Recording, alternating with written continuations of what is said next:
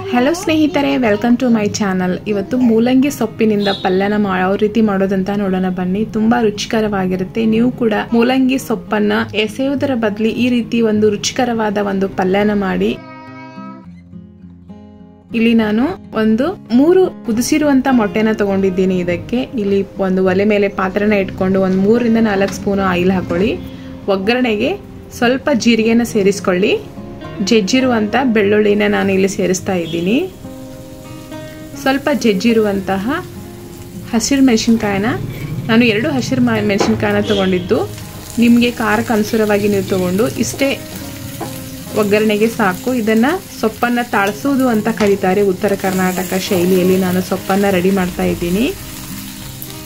ಮೂಲಂಗಿ ಸೊಪ್ಪು ನೀವು ಎಷ್ಟು ಬೇಕಾದರೂ ತಗೊಳ್ಬಹುದು. ನಾನು ಇಲ್ಲಿ ಒಂದು 6 ಮೂಲಂಗಿ ಇತ್ತು. ಅದರ ಸೊಪ್ಪನ್ನು ಬಿಡಿಸಿ ಕ್ಲೀನಾಗಿ ವಾಶ್ ಮಾಡ್ಕೊಂಡು ಸಣ್ಣಗೆ ಕಟ್ ಮಾಡ್ಕೊಂಡಿದ್ದೀನಿ. ಇವಾಗ ಒಗ್ಗರಣೆಗೆ ನಾವು ಸೇರಿಸ್ಕೊಳ್ಳೋಣ. ತುಂಬ ರುಚಿಕರವಾಗಿರುತ್ತೆ. ನೀವು ಕೂಡ ಒಂದ್ಸರಿ ಟ್ರೈ ಮಾಡಿ.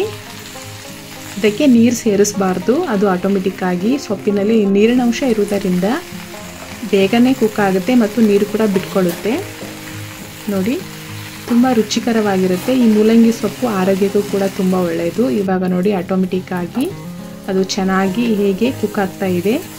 ನಾನು ಇಲ್ಲಿ ಅರ್ಧ ಕುಕ್ ಆದಮೇಲೆ ರುಚಿಗೆ ತಕ್ಕಷ್ಟು ಉಪ್ಪನ್ನು ಸೇರಿಸ್ತಾ ಇದ್ದೀನಿ. ನೀವು ನಿಮ್ಮ ರುಚಿಗೆ ಅನುಸಾರವಾಗಿ ಉಪ್ಪನ್ನು ಸೇರಿಸ್ಕೊಳ್ಳಿ. ನಮ್ಮ ಚಾನಲ್ಗೆ ಮೊದಲದಾಗಿ ಭೇಟಿ ಕೊಟ್ಟಿದ್ರೆ ಸಬ್ಸ್ಕ್ರೈಬ್ ಮಾಡ್ಕೊಳ್ಳಿ, ಹಾಗೆ ಒಂದು ಲೈಕ್ ಮಾಡಿ. ಈ ವಿಡಿಯೋ ಇಷ್ಟ ಆದರೆ ನಿಮ್ಮ ಫ್ರೆಂಡ್ಸ್ ಫ್ಯಾಮಿಲಿಗೂ ಕೂಡ ನೀವು ಶೇರ್ ಮಾಡ್ಬೋದು. ಈಗ ನಾನು ಕುದಿಸಿರುವಂಥ 3 ಮೊಟ್ಟೆನ ಸಣ್ಣಗೆ ಕಟ್ ಮಾಡಿಕೊಂಡು ಇದಕ್ಕೆ ಸೇರಿಸ್ತಾ ಇದ್ದೀನಿ. ಮೊಟ್ಟೆ ಬೇಡ ಅಂದರೆ ನೀವು ಸ್ಕಿಪ್ ಮಾಡ್ಕೊಳ್ಬಹುದು. ಮೊಟ್ಟೆ ಹಾಕಿ ಮಾಡೋದರಿಂದ ಈ ಸೊಪ್ಪು ತುಂಬ ರುಚಿಕರವಾಗಿರುತ್ತೆ. ನೀವು ಯಾವುದೇ ಸೊಪ್ಪು ಮಾಡಬೇಕಾದ್ರೆ ಕುದಿಸಿರುವಂಥ ಮೊಟ್ಟೆನ ಹಾಕಿ ತುಂಬ ರುಚಿ ಆಗಿರುತ್ತೆ. ಮೊಟ್ಟೆ ತಿನ್ನುವವರು, ಇಲ್ಲ ಅಂದರೆ ಸೊಪ್ಪನ್ನು ಹಾಗೆ ಮಾಡ್ಕೊಳ್ಬೋದು.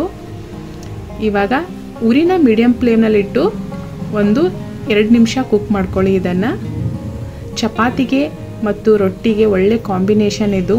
ಮುದ್ದೆ ಅನ್ನಕ್ಕೂ ಕೂಡ ಸೈಡ್ ಡಿಶ್ ಆಗಿ ಇದನ್ನು ತಗೊಳ್ಬೋದು. ತುಂಬ ರುಚಿಕರವಾಗಿರುತ್ತೆ. ಆಲ್ಮೋಸ್ಟ್ ಇವಾಗ ಸೊಪ್ಪು ಕೂಡ ಚೆನ್ನಾಗಿ ಕುಕ್ ಆಗಿದೆ ನೋಡಿ. ಬಾಯ್ಲ್ಡ್ ಮೊಟ್ಟೆ ಅದು ಬೇಗನೆ ಕುಕ್ ಆಗುತ್ತೆ. ಒಂದು ಮುಚ್ಚಳ ಮುಚ್ಚಿ 2 ನಿಮಿಷಗಳ ಕಾಲ ಕುಕ್ ಮಾಡ್ಕೊಳ್ಳಿ, ಉರಿನ ಮೀಡಿಯಂ ಫ್ಲೇಮಲ್ಲಿ ಇಟ್ಕೊಂಡು. ನೋಡಿ, ಇವಾಗ ನಾನು 2 ನಿಮಿಷ ಆಯಿತು. ಇವಾಗ ನೋಡಿ, ಆಲ್ಮೋಸ್ಟ್ ಕುಕ್ ಆಗಿದೆ. ಉರಿನ ಆಫ್ ಮಾಡಿಬಿಡಿ, ಗ್ಯಾಸನ್ನು. ನೋಡಿ, ಒಂದು ಚೆನ್ನಾಗಿ ಮಿಕ್ಸ್ ಕೊಟ್ಕೊಳ್ಳಿ. ನಿಮ್ಗೆ ಉಪ್ಪು ಏನಾದರೂ ಕಡಿಮೆ ಅನಿಸಿದರೆ ಮೇಲೆ ಸ್ವಲ್ಪ ಉಪ್ಪು ಹಾಕ್ಕೊಳ್ಬೋದು. ನಾನು ಕರೆಕ್ಟಾಗಿ ಉಪ್ಪು ಸೇರಿಸಿದ್ದೀನಿ. ಚಪಾತಿ ಜೊತೆಗೆ ತುಂಬ ರುಚಿಕರವಾಗಿರುತ್ತೆ. ಈ ವಿಡಿಯೋವನ್ನು ವೀಕ್ಷಿಸಿದ್ದಕ್ಕಾಗಿ ಧನ್ಯವಾದಗಳು.